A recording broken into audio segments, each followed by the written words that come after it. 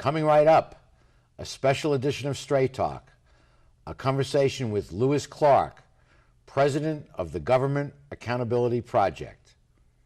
Opinions expressed in the following program do not necessarily reflect the views of Charter Communications nor its sponsors. We recognize our obligation to present opposing points of view by responsible spokespersons. For information, please contact the director of program. She stands in the face of evil and will not lose hope or faith. America, the land of freedom, is still the home of the brave. So raise the banner, call no glory. Let us join our fellow man. History will write the story. America will always stand.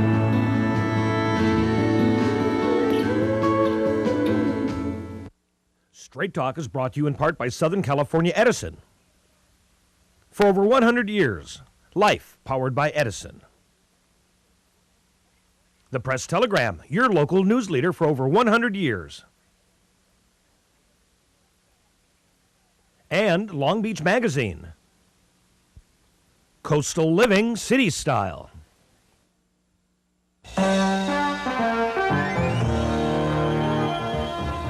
Join us for tonight's edition of Straight Talk.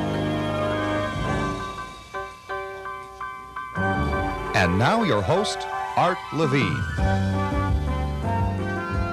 Good evening and welcome to Straight Talk. We have a very special guest joining us tonight all the way from Washington, D.C. Lewis Clark is the president of the Government Accountability Project. Mr. Clark, welcome to Straight Talk. Thank you. Glad to be here. GAP, as the project is known, is the nation's leading whistleblower protection organization. It was founded in 1977. Our guest, Mr. Clark, joined them a year later in '78 and has been the president ever since. And it must be very satisfying to see how the organization has grown over the last 30 years. Absolutely. I mean, it's beautiful.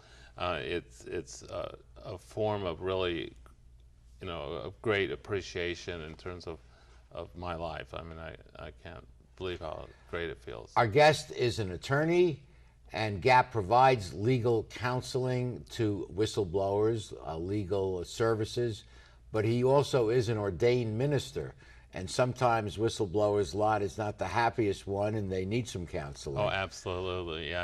One of my specialties when I went to seminary actually was pastoral counseling, and that's what part of the job is. It's really counseling people who are trying to make ethical decisions in the workplace. That's a fascinating issue. I teach ethics, as some of our regular viewers know, and we'll get in later in the show to the mentality and the ethical value structure of whistleblowers. But just for the record, GAP is the nation's leading whistleblower protection organization, involved in a number of high-profile cases. Let me just tick off a few.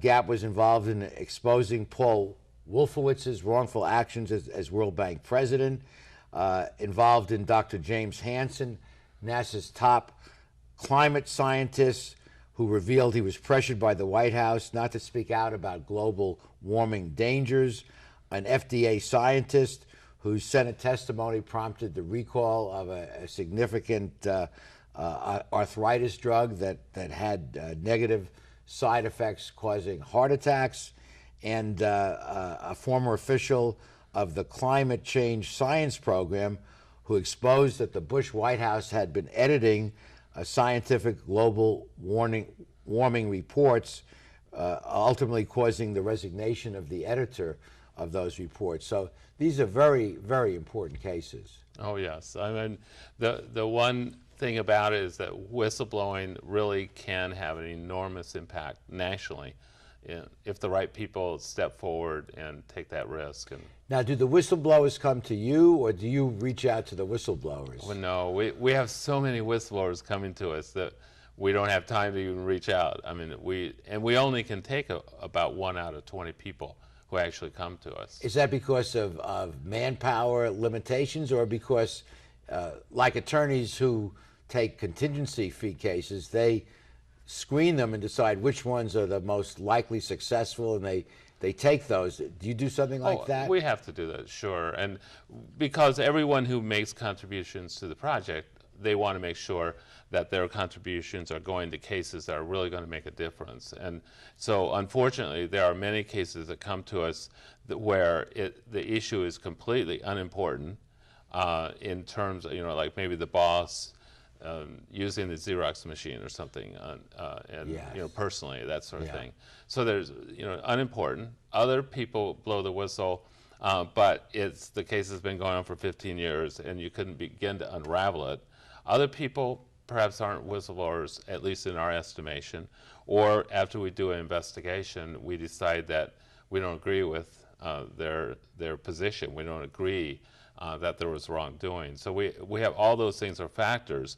Another one is that some people, aren't completely healthy that try to blow the whistle, but Aren't completely well, some people are emotionally disturbed. Yes, yeah. So we have that, but we have a whole screening process. We pick the cases that are not only where we believe they're right, but we also pick cases that have national importance too, as well. It kind of reminds me of cases that the Supreme Court decides to grant cert at involving important national issues.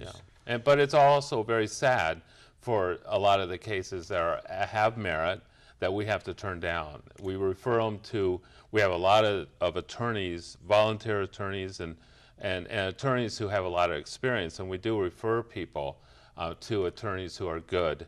And So the 19 out of 20 cases that you don't take doesn't mean that they're out of court. You refer them elsewhere. That's right. That's right. We might not. And another thing, too, is that we have to make sure that we can really make a difference on their case. It could be that any attorney, that does these, this kind of law, in terms of employment law, would do just as well as we would do. So what's the extra dimension that GAP brings to the table that some other attorney would not? Well, for one, is that we can get national attention to the case fairly readily because of our experience and because of our sort of contacts. So the fact that GAP is involved as a co-plaintiff or whatever your role is brings automatic credibility to that case. Right, and we fight very hard to maintain that credibility. So we feel we can never be wrong. What is your exact role? Are you co-plaintiffs? Oh no, we are their attorneys. You're the attorney? Oh, absolutely. I see. We're there. We represent them in terms of whatever employment situation might occur negatively. So we represent them on that, as well as we represent them on their information to try to bring it to not only national attention if it deserves it, but also just bring it to some kind of reform so that the issue is resolved, or the issue something. As we come to the end of the segment, just for the record, most of these whistleblowers either have been fired or are being fired by the time you get to them. No, I don't. I would just say no. I think about half the people, nothing's happened yet. Okay. Yeah. Okay, we'll be continuing this fascinating discussion after these messages.